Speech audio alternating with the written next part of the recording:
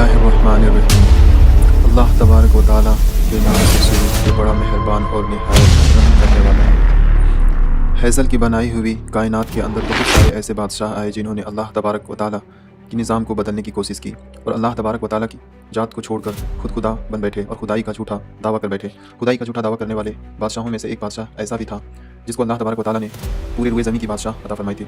इसके बावजूद इस बादशाह ने न सिर्फ खुदाई का झूठा दावा किया बल्कि वह इस कदर सरकस और नाफरमान हो गया कि अल्लाह तबारक व तआला की जात को जंग के लिए ललकारने लगा और माज़अल्लाह अल्लाह तबारक व तआला को जंग करने के लिए कहने लगा। प्यारे दोस्तों, आज इस वीडियो में हम आपको बताएंगे कि अल्लाह तबारक व तआला को जंग के लिए ललकारने वाला बदबख्त बादशाह नमरूद कौन था, और जब इस बदबख्त बादशाह ने अल्लाह तबारक व तआला को जंग के लिए ललकारा तो फिर अल्लाह तबारक व तआला ने कौन सी तीर मखलूक के जरिए इसके साथ जंग और इस बदबख्त बादशाह को हलाक कर दिया और पूरी दुनिया के लिए इबरत की निशान बना दिया। इस वाक़े को पूरा जानने के लिए वीडियो को एंड तक ज़रूर देखिएगा। प्यारे दोस्तों, इस दुनिया की तारीख़ में 4 बादशाह ऐसे गुजरे हैं जिनको अल्लाह तबारक व तआला ने बादशाह अता फरमाई थी। उनमें से 2 बादशाह मुसलमान थे और 2 काफिर।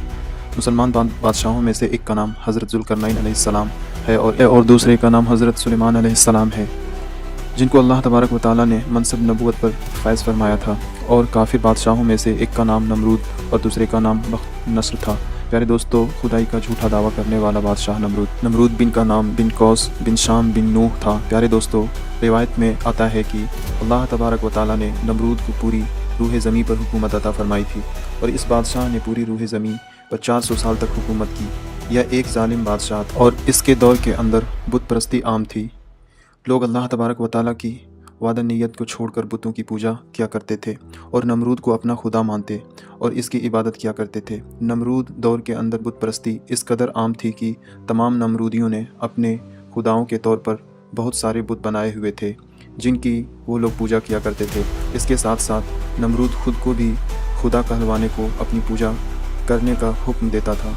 इस कौम की हिदायत के लिए अल्लाह तबारक व तआला ने अपने प्यारे पैगम्बर हज़रत इब्राहीम अलैहिस्सलाम को कुफ्र, शिर्क और बुत परस्ती दौर के अंदर हज़रत इब्राहीम अलैहिस्सलाम वह वाहिद शख्स थे जो अल्लाह तबारक व तआला की वादा नीयत और ईमान रखते थे और बुतों की बजाय अल्लाह तबारक व तआला की इबादत किया करते थे।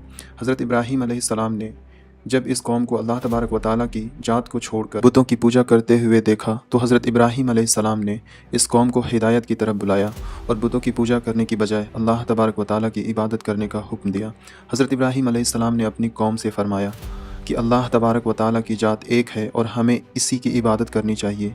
लेकिन यह नमरूद कौम अपने कुफ्र और शिर्क से बाज ना आई और इस तरह बुतों की पूजा करती रही। एक दिन हज़रत इब्राहीम अलैहिस्सलाम ने इस कौम के झूठे खुदाओं को इस कौम के सामने झूठा साबित करने का इरादा किया और हज़रत इब्राहीम अलैहिस्सलाम ने उस मुकाम पर तशरीफ़ ले गए जहाँ उनके वह तमाम बुत पड़े हुए थे कि जिनकी यह लोग पूजा किया करते थे। हज़रत इब्राहीम अलैहिस्सलाम जब इस कौम के बुत खाने से पहुँचे तो वहाँ इनके तमाम बड़े बड़े बुत पड़े हुए थे। हज़रत इब्राहीम अलैहिस्सलाम ने इनके तमाम बुतों को तोड़ दिया और तमाम बुतों को तोड़ने का इल्ज़ाम उनके बड़े बुत पर लगा दिया। इसके बाद जब तमाम नमरूद अपने बुत खाने में वापस आए तो उन्होंने अपने बुतों का टूटा हुआ देखकर नमरूद कौम में से इस बात को अच्छी तरह जानती थी कि हमारे अंदर सिर्फ़ हज़रत इब्राहीम अलैहिस्सलाम ही वाहिद शख्स है जो बुतों से नफ़रत करता है और ख़िलाफ़ बातें करता है, बुतों की बजाय अल्लाह तबारक व तआला की इबादत का हुक्म देता है। लिहाजा जब नमरूदियों ने अपने खुदा को टूटा हुआ देखा तो समझ गए कि यह काम हज़रत इब्राहीम अलैहिस्सलाम का है। चुनांचे तमाम नमरूदियों ने हज़रत इब्राहीम अलैहिस्सलाम से बदला लेने के लिए हज़रत इब्राहीम अलैहिस्सलाम को कत्ल करने का मंसूबा बना लिया। चुनांचे तमाम नमरूदियों ने नमरूद के दरबार में हाजिर हुए और नमरूद को सारा वाक़या सुनाया और नमरूद से हज़रत इब्राहीम अलैहिस्सलाम को सज़ा देने को कहा। इस तरह नमरूद ने जब यह बात सुनी तो वह आग बबूला हो गया और उसने एक मकान पर आग जलाने को हुक्म दिया। नमरूद ने यह हुक्म जारी किया कि एक वसी मैदान के अंदर आग लगाई जाए और उसके अंदर हज़रत इब्राहीम अलैहिस्सलाम को डाल दिया जाए। चुनांचे नमरूद के इस हुक्म के मुताबिक ऐसे ही किया गया।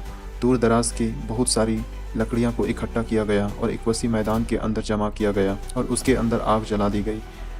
हज़रत इब्राहीम अलैहिस्सलाम को सज़ा देने के लिए जो आग जलाई गई थी वह इस कदर ज़्यादा थी कि उसके शोले आसमानों को छू रहे थे। प्यारे दोस्तों, जब नमरूद के हुक्म के मुताबिक एक वसी मैदान के अंदर आग को जला दिया गया तो उसके बाद हज़रत इब्राहीम अलैहिस्सलाम को उस आग के अंदर डाल दिया गया। जैसे ही हज़रत इब्राहीम अलैहिस्सलाम उस आग के अंदर तशरीफ़ लाए तो अल्लाह तबारक व तआला ने फ़ौरन आग को हुक्म दिया कि ए आग تو حضرت ابراہیم علیہ السلام پر ٹھنڈی اور سلامتی والی ہو جا۔ تو آگ اللہ تبارک و تعالیٰ کے حکم کے مطابق حضرت ابراہیم علیہ السلام پر ٹھنڈی اور سلامتی والی ہو گئی۔ حضرت ابراہیم علیہ السلام ارشاد فرماتے ہیں کہ جتنے دن آگ میں رہا اتنے دن میں اللہ تبارک و تعالیٰ کے خاص فضل اور رحمت میں تھا، اور جو سکون اللہ تبارک و تعالیٰ کی طرف سے مجھے آگ کے اندر عطا کیا گیا وہ اس سے پہلے کبھی نہ تھا۔ پیارے دوستو، کچھ دنوں کے بعد حضرت ابراہیم علیہ السلام اس آگ سے زندہ باہر تشریف لے آئے۔ یہ منظر دیکھ کر تمام نمرود حیران رہ گئے، لیکن اس کے باوجود نمرود قوم اللہ تبارک و تعالیٰ کی وعدہ نیت پر ایمان نہ لائی اور اسی طرح اپنی بت پرستی کے اندر مبتلا رہی۔ لیکن اس کے باوجود حضرت ابراہیم علیہ السلام نے اپنے عہد سے پیچھے نہ ہٹنے اور مسلسل اپنی کام کو حق کی دعوت دیتے رہے۔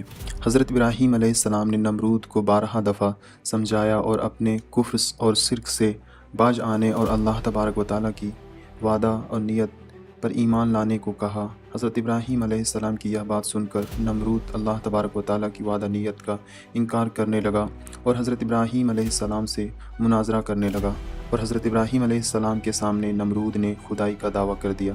نمرود نے حضرت ابراہیم علیہ السلام سے مناظرہ کرتے ہوئے سوال کیا کہ تیرا رب کون ہے؟ تو حضرت ابراہیم علیہ السلام نے ارشاد فرمایا کہ میرا رب وہ ہے جو زندگی اور موت دیتا ہے۔ یہ بات سن کر نمرود مسکرانے لگا اور حضرت ابراہیم علیہ السلام سے کہنے لگا کہ یہ تو میں بھی کر سکتا ہوں۔ چنانچہ نمرود نے دو قیدیوں کو بلایا جس کو سزائے موت ہونی تھی۔ اس میں سے ایک کو نمرود نے قتل کر دیا اور دوسرے کو آزاد کر دیا، اور اس طرح نمرود حضرت ابراہیم علیہ السلام سے کہنے لگا کہ دیکھو میں نے ایک زندگی دے دی اور ایک کو موت دے دی۔ اس طرح نمرود حضرت ابراہیم علیہ السلام کے سامنے اپنے آپ کو خدا کہنے لگا اور اپنی خدائی کو باطل دلیلیں پیش کرنے لگا۔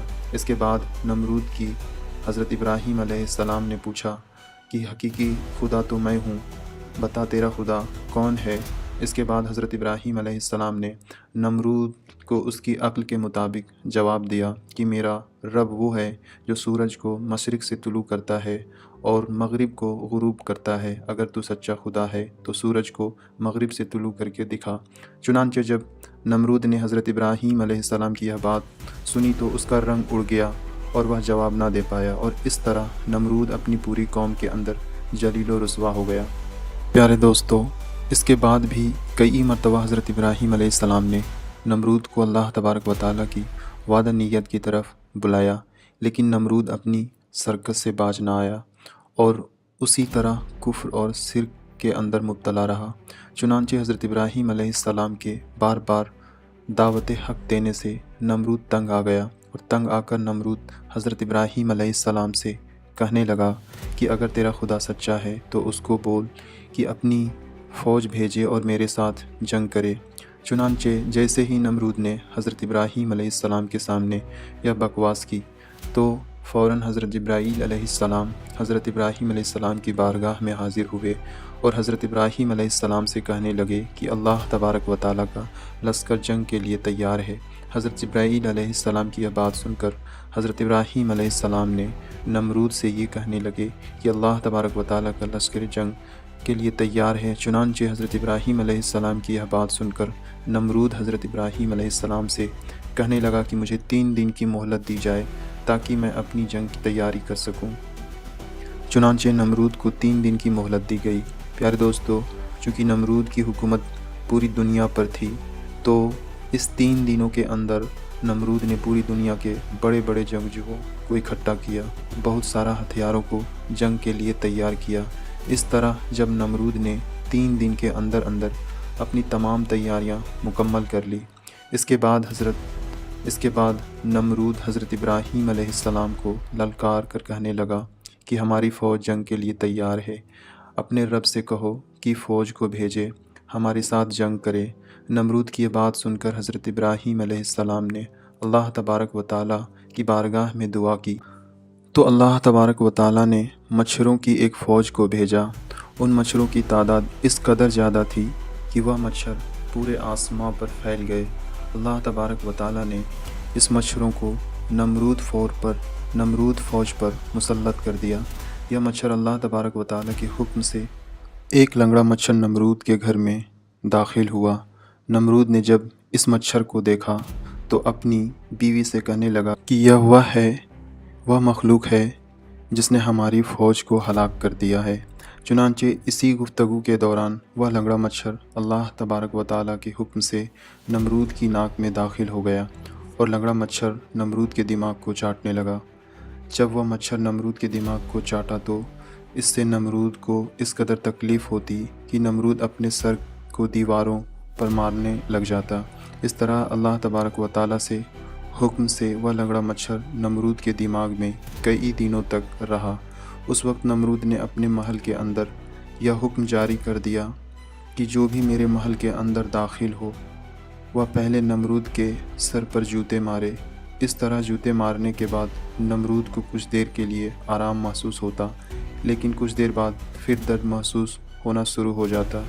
इस तरह अल्लाह तबारक व तआला ने नमरूद को एक हकीर और लंगड़े मच्छर के ज़रिए सजा दी।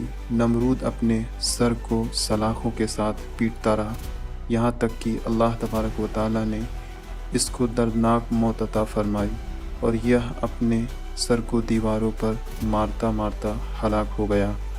नमरूद जो पूरी दुनिया पर हुकूमत करने वाला बादशाह था, और वह नमरूद जो अल्लाह तबारक व तआला के साथ जंग के लिए ललकार रहा था, उस नमरूद को अल्लाह तबारक व तआला ने एक हकीर और लंगड़े मच्छर के हाथों हलाक करवाया और पूरी दुनिया के लिए इबरत का निशान बना के रख दिया। बेशक अल्लाह तबारक व तआला हर चीज़ पर कादिर है। अगर आपको वीडियो अच्छा लगा तो आप लाइक करें, सब्सक्राइब करें, कमेंट करना और शेयर करना ना भूलें। मिलते हैं जल्द ही अगले वीडियो में। अल्लाह हाफिज़।